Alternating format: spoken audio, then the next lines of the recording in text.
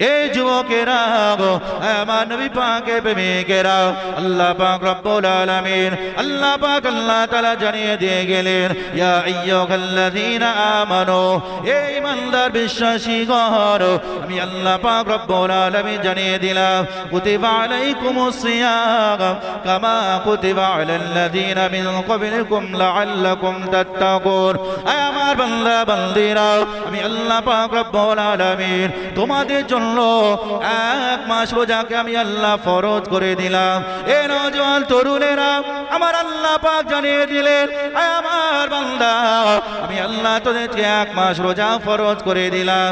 ও যুবকেরা এই রোজাটা আমার আল্লাহ ফরজ করে দিয়েছেন।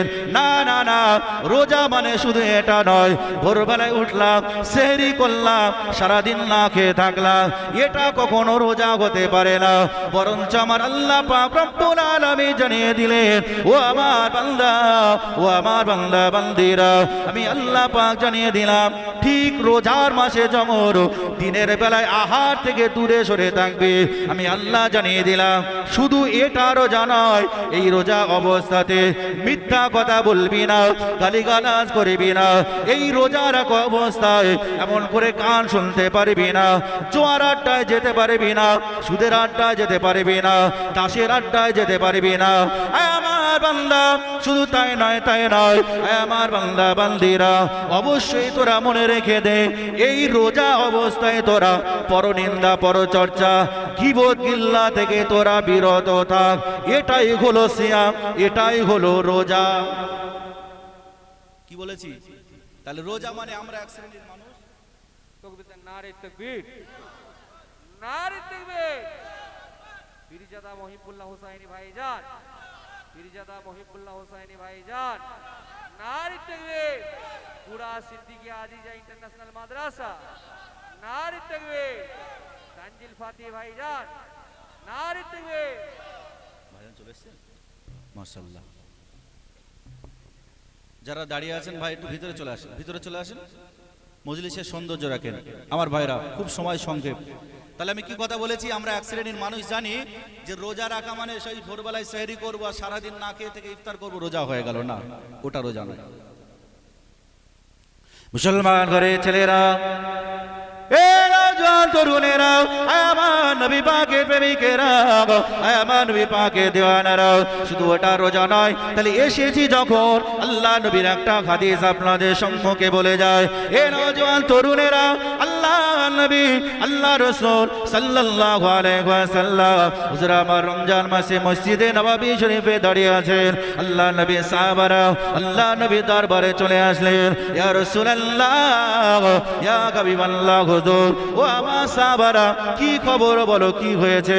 ইয়া রাসূলুল্লাহ, ওই যে দূরে দুজন মহিলা দেখতে পাচ্ছেন, ওই মহিলা দুটো তারা রোজা রেখেছে, রোজা রেখেছে, শুধু রোজা রেখেছে তাই নয়, ওই মহিলা দুটো রোজা রাখা অবস্থায় তারা এতটা তৃষ্ণার্ত হয়ে গিয়েছে, এতটা পিপাসিত হয়ে গিয়েছে, তাদের জানটা অষ্টগত হয়ে গিয়েছে।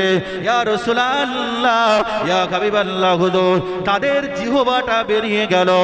এখন আমরা কি করব? এ নওজোয়ান তরুণেরা, আল্লাহ নবী আমার সাহাবায়ে কেরাম হুজুরদেরকে বলতে লাগলেন ও আমার সাহাবারা, যাও বাড়িতে চলে যাও, বাড়ি থেকে একটা পেয়ালা জোগাড় করে নিয়ে আসো। আল্লাহ নবী সাহাবারা চলে গেলেন, একটা পেয়ালা নিয়ে চলে এলো। আল্লাহ নবী আমার সাহাবায়ে কেরাম হুজুরদেরকে বলতে লাগলেন ও আমার সাহাবারা, এই পেয়ালা নিয়ে যাও, চলে যাও, এই যে দুজন মহিলা ছিল তার ভিতরে একজন মহিলার কাছে চলে যাও, ওই মহিলার কাছে গিয়ে বলো তাকে বমি করতে বলো। আল্লাহ নবী সাহাবারা চলে গেলেন, আল্লাহ নবী নিজেও চলে গেলেন, ওই মহিলার কাছে চলে যাওয়া হলো। ওই মহিলার কাছে গিয়ে ওই পেয়ালাটা যখন ওই মহিলার মুখের কাছে ধরা হলো, ওই মহিলাটাকে বলা হলো এ মহিলা এবার তুমি বমি করো। ওই মহিলাটা বমি করা শুরু করে দিলেন।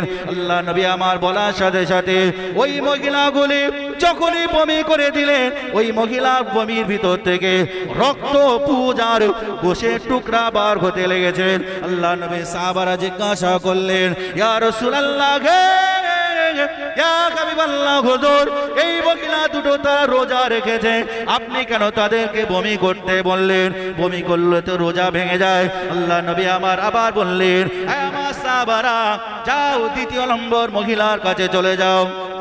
দ্বিতীয় নম্বর মহিলার কাছে চলে যাওয়া হলো, তাকেও এক বাক্যে বলা হলো, এ মহিলা তুমিও এবার বমি করো। আল্লাহ নবী এমন করে বলার সাথে সাথে দ্বিতীয় জন মহিলা বমি করা শুরু করলেন। তার বমির ভিতর দিয়ে রক্ত পূজার গোশের টুকরা বার হতে লাগলো। আল্লাহ নবী আমার সাহাবারা জিজ্ঞাসা করলেন, ইয়া রাসূলুল্লাহ, ইয়া হাবিবাল্লাহ হুজুর, হুজুর এই কাহিনীটা কি এমন হলো? কি এমন দোষ তারা করেছে?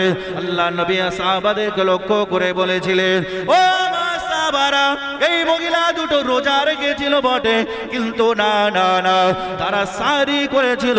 ভোরবেলায় যখন সারি করেছিল, আমার আল্লাহর হালাল বস্তু দিয়ে সারি করেছিল, কিন্তু না না না, তারা যখন ইফতার করেছে, আমার আল্লাহ যেটাকে হারাম করেছেন ওই বস্তু দিয়ে তারা ইফতার করে নিয়েছে। আল্লাহ নবী সাহাবারা বলতে লাগলেন, ইয়া রাসূলুল্লাহ, হুজুর আপনি কি বলছেন? আমরা তো কিছুই বুঝতে পারি না। আল্লাহ নবী সাহাবাদেরকে লক্ষ্য করে বললেন, ও আমার সাহাবারা, তোমরা কিছুই বুঝতে পারলে না। ওই মহিলাগুলো আল্লাহ পাকের হালাল বস্তু দিয়ে এমন করে সারি করেছিল, কিন্তু না না না, আমার আল্লাহ পাক জানিয়ে দিয়েছেন, তোরা গীবত করবি না, গীবত করবি না। যদি তোরা গীবত করিস তাহলে জেনে নে, তোরা তোদের মরা ভাইয়ের গোশের টুকরা খেয়ে নিবি। আল্লাহ নবী আমার বলতে লাগলেন, ও আমার সাহাবারা, ওই ব্যক্তিগুলো রোজা রাখা অবস্থায় গীবত করেছিল, ওই জন্য আমার আল্লাহ তাদের পরিণতি এই অবস্থা করে দিয়েছে। আমার ভাইরা, তাহলে রোজা মানে শুধু যে রোজা রাখলাম, সাহরি করলাম, ইফতার করলাম, হয়ে গেল, রোজা এই নয়। রোজা আমাদেরকে পালন করতে হবে। আল্লাহ যেভাবে হুকুম আহকাম বিধান দিয়েছে ওইভাবে রোজা করতে হবে। রোজা করলে তিনটে ফায়দা, আমি তিনটে শর্টে বলছি, একদম শর্টে তিনটে ফায়দা। এক নম্বর, আল্লাহ নবী আল্লাহ রাসূল সাল্লাল্লাহু আলাইহি ওয়াসাল্লাম হুজুর আমার জানিয়ে দিয়েছেন রোজা করলে কি ফায়দা। এক নম্বর ফায়দা হলো, ক্বাল আল্লাহু তাআলা, কুল্লু আমালিন ইবনে আদম লাহু ইল্লা সিয়ামা ফাইন্নাহু লি ওয়া আনা আজজি বিহি। আল্লাহ নবী জানিয়ে দিয়েছেন, যদি কোনো ব্যক্তি রোজা রাখতে পারে, রোজা পালন করতে পারে, আল্লাহকে খুশি করার জন্য রোজা পালন করে, আমার আল্লাহ তার প্রতিদান নিজে হাতে দিয়ে দেবেন। একবার জোরে বলেন সুবহানাল্লাহ। আর একটু জোরে হবে না? দ্বিতীয় নম্বর, আল্লাহ নবী জানিয়ে দিয়েছেন, যদি কোনো ব্যক্তি রোজা রাখে, মান সামা রমাদান ঈমানান ওয়া ইহতিসাবান গুফিরা লাহু মা তাকদ্দামা মিন যামবিহি। আল্লাহ নবী জানিয়ে দিয়েছেন, যদি কেউ ব্যক্তি আল্লাহকে খুশি করার জন্য, আল্লাহকে রাজি করার জন্য রোজা রাখতে পারে, আমার আল্লাহ ওই বান্দা বান্দির জীবনের গুনাহ খাতাগুলো আমার আল্লাহ মাফ করে দেবেন। আরেকবার জোরে বলেন, আরেকটু জোরে হবে না সুবহানাল্লাহ? তৃতীয় নম্বর, যদি কোনো ব্যক্তি আল্লাহকে খুশি করার জন্য রোজা রাখতে পারে, আল্লাহ নবী বড় পুরস্কার ঘোষণা করেছেন। সেই পুরস্কারটা কি? ইন্না ফিল জান্নাতি বাবা ইকালু লাহুর রায়আন ইয়াদখুলু মিনহু সাইমুনা ইয়াউমাল কিয়ামা লা ইয়াদখুলু মিনহু আহাদু গায়রুহুম। আল্লাহ নবী জানিয়ে দিয়েছেন, যদি কোনো ব্যক্তি এক মাস রোজা আল্লাহকে খুশি করার জন্য, আল্লাহকে রাজি করার জন্য যদি কোনো বান্দা রোজা করতে পারে, আমার আল্লাহ জান্নাতের ভিতরে রায়হান নামক একটা দরওয়াজা রেখেছে, শুধু রোজাদারদেরকেই আমার আল্লাহ ওই জান্নাতের ভিতরে ওই গেট দিয়ে প্রবেশ করাবেন। আরেকবার জোরে বলেন সুবহানাল্লাহ। আর একটু জোরে হবে না? আমার ভাইরা, অনেক ওলামা হযরত আছেন, বিশেষ করে হরিণখোলা দরবার শরীফ থেকে ভাইজান হুজুর কিবলা এসেছেন, নিশ্চয়ই আখিরি মোনাজাত করবেন। যে সমস্ত ভাইরা এখনো বাইরে ঘোরাঘুরি করছেন, অনেক ওলামা হযরত আছেন, তারা ওয়াজ করবেন।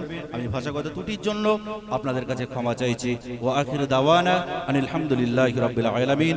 দুরূদ শরীফ।